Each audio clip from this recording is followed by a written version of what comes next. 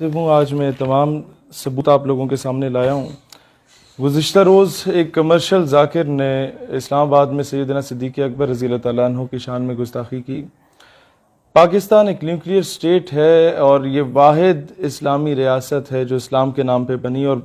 مسلمانوں کی واحد ایٹامک پاور رکھنے والی یہ ریاست ہے، جس پہ اسرائیل، امریکہ، انڈیا اور تمام anti Pakistan, anti Islamic element جو دنیا میں کام کر رہے ہیں، ان کی حت الوسع کوشش ہے کہ پاکستان کو ڈی سٹیبلائز کیا جائے، پاکستان کو لسانیت کی بنیاد پہ تقسیم کیا جائے، پاکستان کو صوبائیت کی بنیاد پہ تقسیم کیا جائے اور پاکستان کو فرقہ وارانہ فسادات کی بھینٹ چڑھا دیا جائے۔ ایسے میں ہی کچھ ایسے تماش بین، ایسے لوفر لفنگے، ایسے بدذات اور ایسے ناجائز اولادیں پیدا کی جاتی ہیں جن کو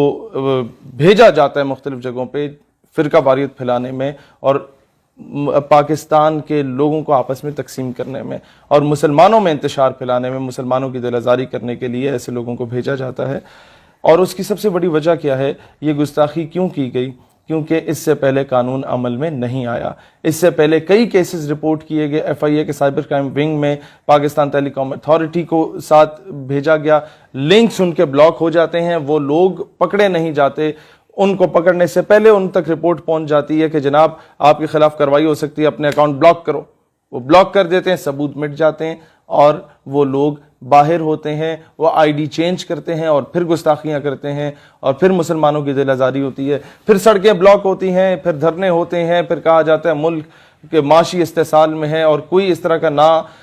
خوشگوار واقعہ ہوتا ہے تو ہم ایف اے ٹی ایف کی زد میں بھی آ جاتے ہیں۔ اور ان ساری چیزوں کا ذمہ دار کون ہوتے ہیں؟ وہ لوگ ہوتے ہیں جو ان کو پروٹیکشن دے رہے ہوتے ہیں گورنمنٹ میں بیٹھ کے، وہ لوگ ہوتے ہیں جو ان کے خلاف قانونی کارروائی نہیں کرتے۔ سب سے پہلا کیس آپ کے سامنے لاتا ہوں جو گستاخ رسول کا، گستاخ صحابہ کا اور گستاخ اہل بیت کے تمام کیسز میں نے اکٹھے کیے پچھلے 2 سال کے، صرف میں آپ کو ڈیٹا دکھا رہا ہوں اور وہ بھی کچھ جو مجھ تک پہنچے۔ 1 مارچ 2019 کا یہ کیس ہے اور یہ ابھی تک اس پہ کوئی کارروائی نہیں کی گئی، اس بندے کو نہیں پکڑا گیا۔ دوسری جو درخواست جمع کرائی گئی تھی وہ 2 جنوری 2019 کا کیس ہے، 7-8 یوٹیوب کے لنکس یہاں پر دیے گئے تھے۔ وہ بندہ جو تھا وہ ابھی تک باہر ہے، اس کے خلاف کوئی، میں نام اس لیے نہیں لے رہا کیونکہ یہ لوگ جن کے نام لیے جائیں گے ویڈیو میں، یہ پھر باہر اسائلم کے لیے اپلائی کر کے باہر دفع ہو جاتے ہیں اور امریکہ اور تمام ملک دشمن عناصر ان کو پال پوس کے بڑا کرتے ہیں، جس طرح قادیانیوں کے ساتھ ہوا، اسی طریقے کے دیگر کفار کے ساتھ بھی کیا جاتا ہے۔ اچھا، پھر تیسری درخواست جمع کرائی گئی 3 جنوری کو دوبارہ آئی اور اس میں یہ مزید یوٹیوب کے لنکس دکھائے گئے اور وہ سائن بھی ہو گیا، سیکشن آفیسر تک پہنچ بھی گیا، لیکن قانونی کارروائی نہیں کی گئی۔ پھر جناب اگلا کیس آپ کے پاس آتا ہے 21 مئی 2020 کا، جس میں رسول اللہ علیہ الصلوۃ والسلام کی شان مبارکہ کے خلاف اور صحابہ کرام کے خلاف شدید غلط قسم کے الفاظ استعمال کیے جاتے ہیں۔ یہ کیس تب کا ہے اور اس پر بھی کوئی قانونی کارروائی ابھی تک نہیں کی گئی۔ اچھا جی، پھر کیس آتا ہے جناب 4 جون 2020 کا، جس میں یہ ساری چیزیں سامنے لائی جاتی۔ 298C کا کیس ہے، یہ جمع کرایا جاتا ہے بخدمت جناب چیئرمین پاکستان ٹیلی کمیونیکیشن اتھارٹی اسلام آباد اور اس کے بعد یہ ایف آئی اے کو جمع کرائی جاتی ہے اس کی کاپی۔ دونوں میں کسی قسم کا جو ہے وہ کارروائی نہیں کی جاتی۔ یہ سارے ثبوت اس کے ساتھ اٹیچ ہیں، جو باتیں کی جاتی ہیں میں وہ دکھا نہیں سکتا آپ لوگوں کو اور نہ میں وہ الفاظ کو دہرا سکتا ہوں۔ پھر اگلا کیس آتا ہے جناب، یہ سنتے جائیے، 22 اکتوبر 2019 کا کیس آتا ہے۔ اس میں سارے ثبوت کے ساتھ وہ لنکس کاپی کیے جاتے ہیں لیکن کسی قسم کی کارروائی نہیں کی جاتی۔ پھر آتا ہے جناب 1 مارچ 2019 کا کیس، اس بندے کا جو کہ اپنا آئی ڈی کارڈ چینج کروا کے ملک سے باہر فرار ہو چکا ہے، باہر اسائلم لے چکا ہے۔ اس کا نام اگر میں لوں گا تو شاید اسے مزید اقوام متحدہ کی آڑ میں آ کے مزید جو ہے وہ کیے جائیں گے، لیکن اس کا آئی ڈی کارڈ کس نے چینج کرایا، پاسپورٹ کس نے چینج کرایا، کون اس کے پیچھے ہے، اس پہ انکوائری بیٹھنی چاہیے۔ اور بالخصوص راول پنڈی کے ایف آئی اے کے سائبر کرائم کا جو آفس ہے وہاں پر بار بار جا کے درخواستیں دی گئیں لوگوں کی جانب سے، کوئی عمل درآمد نہیں ہوا، ٹرخایا گیا اور کیس کو پرولونگ کیا گیا جب تک لوگ باہر فرار ہو جاتے ہیں۔ اچھا جی، 13 مئی 2019 کو یہ غلام سعید صاحب نے چکوال سے ایک کیس دائر کیا گستاخانہ خاکوں کے خلاف پی ٹی اے اور ایف آئی اے میں، لیکن اس بات کو بھی سنوائی نہیں ہوئی۔ اگلا کیس آ جاتا ہے جناب یہ، اس میں ڈسٹرکٹ میجسٹریٹ اسلام آباد کی جانب سے بھیجا جاتا ہے ایف آئی اے اور پی ٹی اے کو یہ کیس، اور اب 22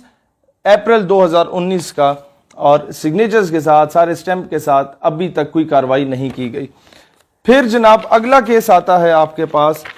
11 جولائی 2019 کا، اس میں بھی، اور اس پہ لکھا ہوا ہے the matter may be assigned top priority، اور یہ بھیجا جاتا ہے government of Pakistan ministry of interior سے، یہ آپ کے انٹیریئر منسٹر کی جانب سے بھیجا جاتا ہے، اور جو بھیجتا ہے وہ یہ آپ کے سامنے ہے، لیکن کوئی کارروائی ابھی تک نہیں ہوئی۔ 11 جولائی 2019 کی بات تھی اور ابھی 2020 کا اگست چل رہا ہے جناب۔ پھر آتا ہے آپ کا 29 اپریل 2019 کا کیس، ابھی تک کسی قسم کی سنوائی نہیں کی گئی۔ پھر جناب آپ کے پاس آتا ہے بلاسفیمس کانٹینٹ کا کیس، پی ٹی اے کی جانب سے بھیجا جاتا ہے، ریفر کیا جاتا ہے منسٹری آف انٹیریئر کو، اور میں ابھی ان لوگوں کے نام نہیں لیتا، ان میں سے کیا پتہ کوئی بے گناہ بھی ہوں جن آفسرز کے پاس گیا، لیکن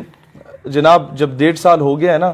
تو پھر مجھے مجبور نہ کریں، اگلی بار میں نام لینے پہ بھی مجبور ہوں گا۔ 15 جولائی 2019 کا کیس ہے، ابھی تک کوئی سنوائی اس کی نہیں ہوئی، اور مطلب گستاخ رسول یا گستاخ صحابہ، گستاخ اہل بیت جو ہیں انہیں گرفتار نہیں کیا گیا۔ اور آخری کیس ہے 17 اپریل 2019 کا، محکمہ اوقاف کی جانب سے بھیجتا ہے ایف آئی اے کے سائبر کرائم ونگ میں، وہ جناب اس کی کوئی سنوائی نہیں ہوتی۔ یہ آپ کے اسلام آباد کے وہ کیسز ہیں جن پہ سنوائی نہیں ہو رہی، اور جب ان پہ سنوائی نہیں ہوتی تو لوگوں کو موقع ملتا ہے کہ ہمیں تو لگام ڈالنے والا یہاں پر کوئی موجود ہے ہی نہیں، لہٰذا کسی بھی صحابی رسول کی یا اہل بیت کرام علیہ السلام میں سے کسی کی شان میں، یا رسول اللہ علیہ السلام کی شان میں اگر کوئی گستاخی کرتا ہے تو وہ کھلے عام کرتا ہے، اسے اس چیز کا خوف نہیں ہوتا کہ ہمیں پکڑا جائے گا یا نہیں پکڑا جائے گا۔ 2-4 کیسز اس طرح کے ہوتے ہیں جو کہ بہت ہائی لیول کے اس عوام میں چلے جاتے ہیں، اور عوامی دباؤ کے اندر آ کے گورنمنٹ شاید کوئی ایکشن لے لے،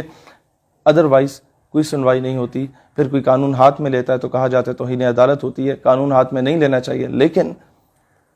اس پہ دیکھا جائے کہ گورنمنٹ میں یا اداروں میں یا محکموں میں کون کون سے ایسے سمپتھائزرز موجود ہیں جو ایسے لوگوں کی پروٹیکشن کر رہے ہیں۔